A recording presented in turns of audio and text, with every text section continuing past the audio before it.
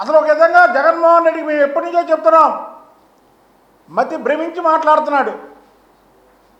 మతి భ్రమించి మాట్లాడటమే కాకుండా సూపర్ సిక్స్ని సూపర్ స్టార్ లాగా ప్రజలకు అందించినటువంటి చంద్రబాబు నాయుడు గారిని వ్యక్తిగతంగా మాట్లాడటం, అలాగే భువనేశ్వరి గారిని ఏకవచనంగా మాట్లాడటం, అసలు ఎప్పుడూ రాజకీయాల్లో రానటువంటి వ్యక్తి ఒక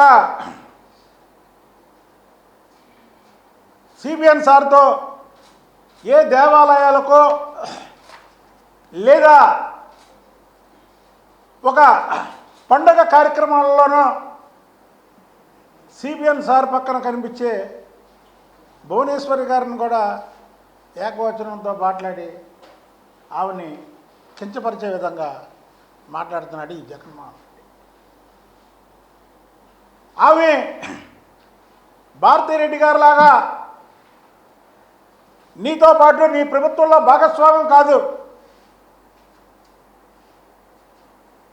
వెనకాతలుండి భారతిరెడ్డి గారు మీ పార్టీలో మీ ప్రభుత్వంలో ఇన్వాల్వ్మెంట్ అయ్యారని ప్రతి ఒక్కరికి తెలుసు, మీ పార్టీ వాళ్ళకి. భువనేశ్వరి గారు ఏ రోజు అవలా, వాళ్ళ తండ్రి ముఖ్యమంత్రిగా ఉన్నప్పుడు అవలా, వాళ్ళ భర్త ముఖ్యమంత్రిగా 4 సార్లు ఉన్నప్పుడు అవలా, తన కుమారుడు మంత్రిగా ఉన్నప్పుడు కూడా అవలా. ఆమె ఒక రైతు పక్షపాతి, ఆమె హెరిటేజ్ కూడా రైతులకు సంబంధించినటువంటి వ్యాపారమే. అదే బ్రాహ్మణి స్టీల్ కాదు, లేకపోతే సిమెంట్ కాదు, లేకపోతే ఇంకోటి కాదు. హెరిటేజ్ అనేది ఒక రైతులకు సంబంధించినటువంటి వ్యాపారం. దాని గత 30 సంవత్సరాలుగా అభివృద్ధి చేసి ఇవాళ ఈ స్థాయికి తీసుకొచ్చింది.